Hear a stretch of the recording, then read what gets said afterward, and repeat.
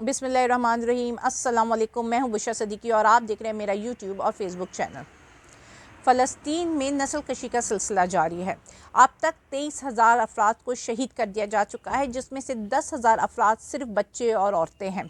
बच्चों को जिस तरह मारा जा रहा है, शहीद किया जा रहा है, ऐसा लग रहा है जैसे वो इंसानी जाने नहीं बल्कि कोई गुड्डे और गुड़िया हैं।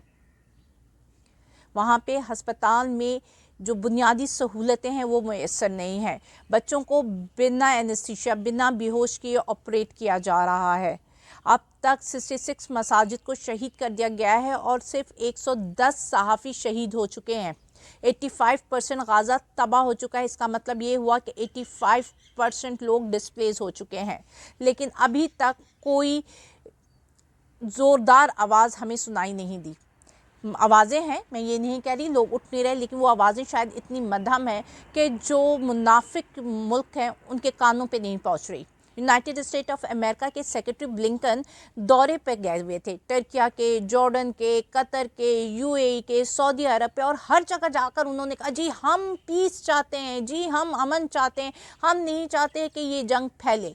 दूसरी तरफ वो इसराइल को $14 बिलियन की मिलिट्री एड देते हैं, इसराइल को इंश्योर करते हैं कि वो उनके साथ हैं, वो तबाही, वो नस्लकुशी वो जो कर रहे हैं उसमें वो उनके शाना बशाना खड़े हैं, और दूसरी तरफ कहते हैं कि हम पीस चाहते हैं। ये मुनाफकत है जो खुलकर सामने आ रही है।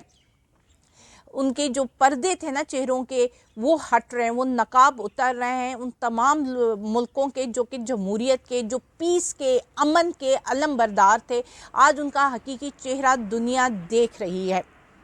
आवाज़ें उठ रही हैं लेकिन उतनी ज़ोरदार नहीं है। लेकिन साउथ अफ्रीका का एक बहुत इंतहाई अहम इकदाम और एक बहुत ही अच्छा इकदाम, वो ये केस लेकर गया है इंटरनेशनल कोर्ट ऑफ जस्टिस में, और साउथ अफ्रीका ने 84 सफ़ाहत पर मुश्तमिल जो एलिगेशंस हैं, जो बताया है इंटरनेशनल कोर्ट ऑफ जस्टिस में किस तरह फ़लस्तीन की नस्लकुशी की जा रही है, किस तरह उनके घरों को तबाह व बर्बाद कर दिया गया है, किस तरह औरतों और बच्चों के साथ सलूक किया जा रहा है, ना वहाँ पे पानी है ना खाना है। ये तमाम चीज़ें उसने अपने एलिगेशन में लिखी हैं, और बहुत सारे कंट्रीज़ ने साउथ अफ्रीका के साथ उसको ज्वाइन किया है, साउथ अफ्रीका सपोर्ट किया है, उस एप्लीकेशन को सपोर्ट किया है, जिसमें बांग्लादेश है, पाकिस्तान भी है, सऊदी अरब भी है, जॉर्डन भी है, मोरक्को भी है, टर्किया भी है, वेनेजुएला भी है, ईरान भी मौजूद है इन लिस्ट में। तो और जैसे जैसे मेरे ख्याल से केस बढ़ेगा तो हो जाएगा, लेकिन आज केस की पहली हेयरिंग है, और उसमें साउथ अफ्रीका ने रिक्वेस्ट की है कि एक इंटरिम ऑर्डर पास किया जाए, जिसमें जो अभी ये जो जंग हो रही है, नस्लकशी जारी है,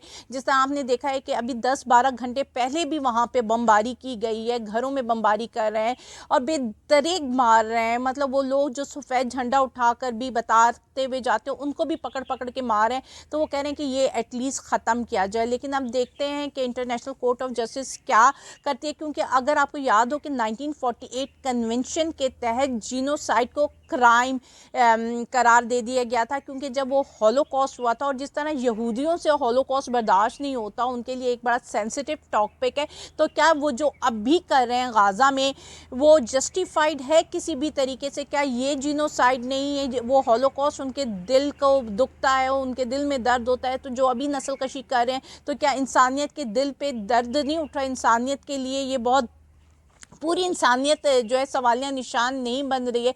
सिर्फ एक जगह पे हॉलोकॉस्ट या यहूदी मारे गए तो बहुत बड़ा जुर्म हो गया, लेकिन यहाँ जहाँ पे इतनी तादाद में बच्चे, औरतों को मारा जा रहा है, उसके लिए कोई आवाज़ बुलंद नहीं हो रही है।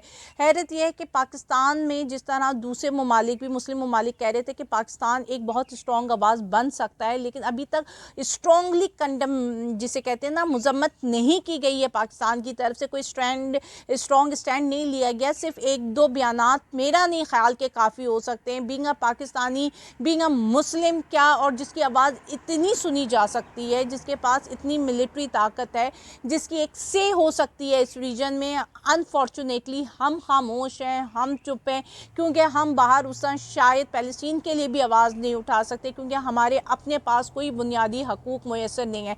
लेकिन फ़लस्तीन की जो हालत ज़ार है, जिस उधर नस्लकशी की जा रही है, वहाँ पे इंसानियत भी रो रही है, इंसानियत भी शर्म से सर झुकाए बैठी है, और दूसरी तरफ जो वेस्टर्न कंट्रीज़ हैं वो बहुत वावेला मचाते रहे हमेशा पीस के नाम पे। वो जो कुत्ता मर जाता था उस पर उन्होंने पूरी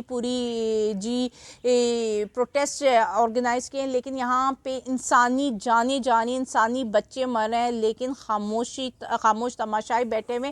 क्योंकि देखिए, लोगों को बाहर निकलना अलग बात होती है और हुकूमती सतह पर आवाज़ उठना अलग बात होती है। तो लोग बाहर निकल रहे हैं, लोग आवाज़ उठा रहे हैं, लेकिन हुकूमती सतह पर अभी तक हमें वो स्ट्रॉन्ग आवाज़ सुनाई नहीं दी।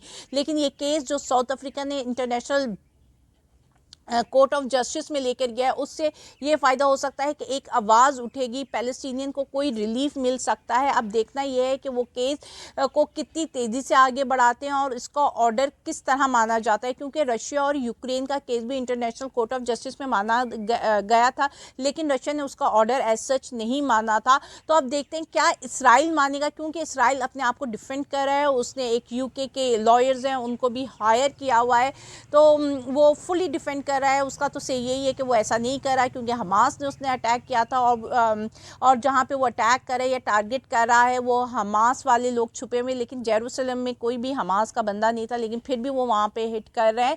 तो वो खुद ही अपने आप को कॉन्ट्राडिक्ट कर रहे होते हैं। उन सारे सबूत भी मौजूद हैं, यहाँ पे टीवी चैनल्स भी के पास भी सारी फुटेजेस हैं। और देखते हैं कि आज क्या हियरिंग होती है इंटरनेशनल कोर्ट ऑफ जस्टिस में, और क्या वो कोई इमीडिएट इंटरिम ऑर्डर पास करते हैं, कोई सीज़ फायर का कोई इंटरिम ऑर्डर देते हैं कि या नहीं देते हैं। क्योंकि फ़लस्तीन की सूरत हाल नहायत ही गंभीर है।